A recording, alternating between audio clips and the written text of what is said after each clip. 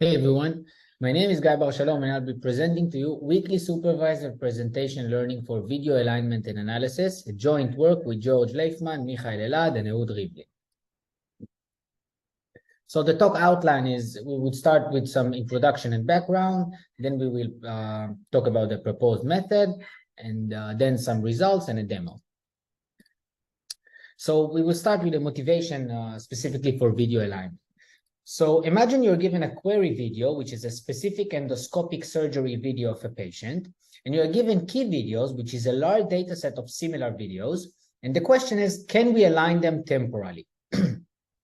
So the benefits of that would be enabling quick search of specific phases within long videos, enabling detection of anomaly portions, highlighting similarities and differences. And if such alignment is achieved, it is also possible to predict next frames, for example, for skill assessment. So how can this be achieved? By having representative frame-wise embeddings and then applying dynamic time warping over those embeddings. So this is where we'll go. So we will start with a brief review over weak and self-supervision, since videos are rich in information. So what is self-supervision? It means that no assumptions are made regarding the videos. Weak supervision, it means that additional information is given. For example, it assumes that the video contains an order list of actions. And this is a natural thing to assume when dealing with video alignment. So as an example, I will show the Puring data set. So these are two randomly sampled videos from the Puring data set. And each of those videos have the following 4 phases in this order. So you reach for the container, you lift the container, you pour, and you place the container back. But the exact temporal boundaries of each of those phases are not provided. So this is a typical setting when dealing with video alignment.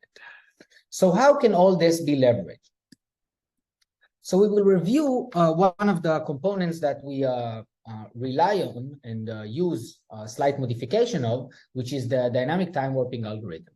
So the DTW algorithm is a well-known technique for measuring the distance between 2 sequences which may vary in speed.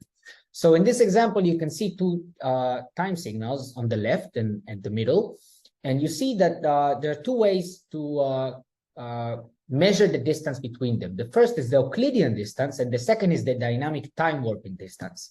And on the right, you can see the distance as a function of the shift of one of the time series from the other. And you see that the Euclidean distance grows as a function of the shift, and the DTW distance remains constant at 0, because the DTW algorithm knows how to connect between the 2 time series in such a way which minimizes the distance.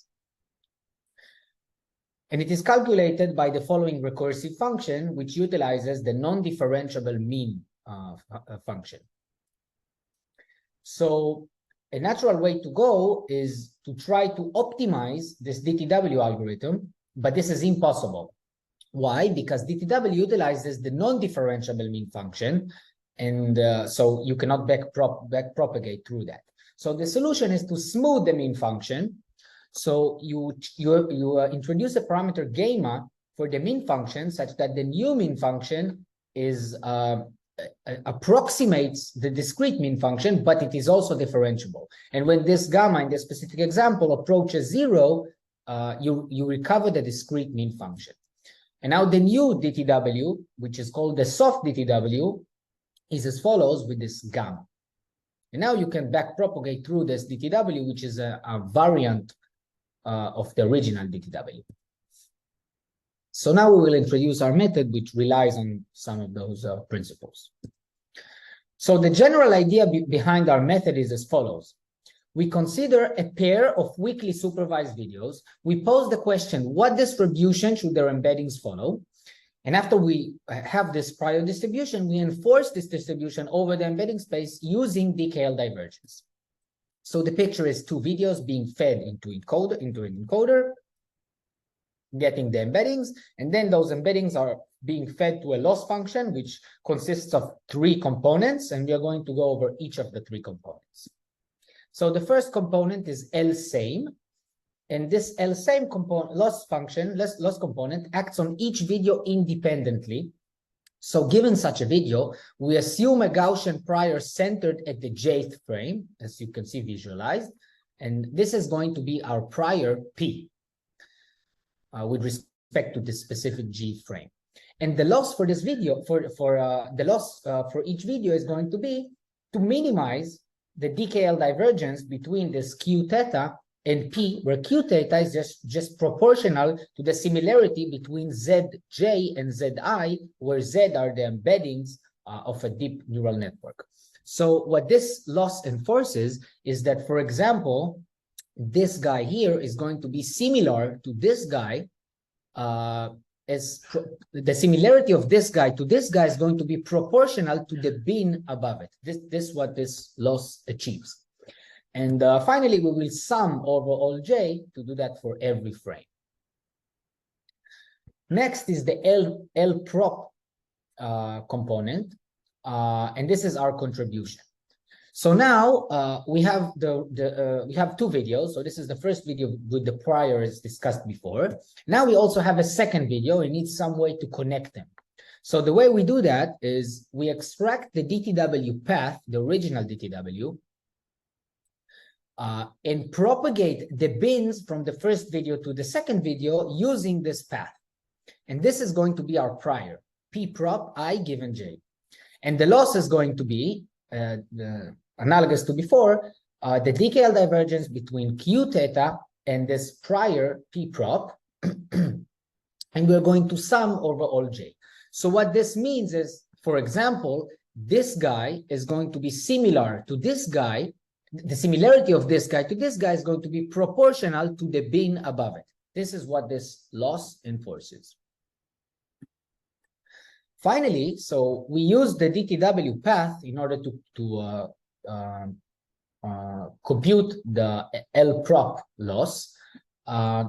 So can we trust the extracted path? So the answer is, let's learn it. So we can use the LSDTW, the SoftDTW, to learn a path, a better path. So to put it all together, we have the L-same component, the LRProp together component, and the LSDTW component. And finally, this is the loss function, and this is our contribution, the LRProp. So results. So we assume frame-wise labels are available for evaluation only, and in the following fashion, which basically breaks the video into phases. And we use the following metrics to evaluate the frame-wise representations. So the first three are general metrics for assessing frame-wise embeddings, and the last two are specifically for assessing embeddings for video alignment. So since the first four metrics out of those five are well known, and the fifth one is something we added because it felt natural for video alignment, we will cover this DTW accuracy metric. So this metric is computed as follows. You have two videos, you run the DTW algorithm and you extract the path, and you assign a V for every connection between embeddings of the same phase. You assign an X for every connection between embeddings of different phases, and the metric value would be the number of V's divided by the number of connections, which is V plus X. We will report results over the Puring data sets, the Puring data set. So in general, we improve all the baselines over all metrics. And specifically, we want to highlight that we achieve a 93.88% phase classification with just 25% labels, which surpasses all baselines, even with 100% labels. We improve SEL in Kendall's tau and phase progression metrics, even though SEL already improved a lot from previous baselines. And we improve 6% in DTW accuracy over SEL. Finally, we want to conduct an ablation study over LRProp and LSDTW to check if they work well together. And you can see from this table that when they are applied together, they improve with respect to applying each of them independently. And finally, we have this demo which shows video alignment achieved through our frame-wise embeddings. And that should be it. See you in Hawaii.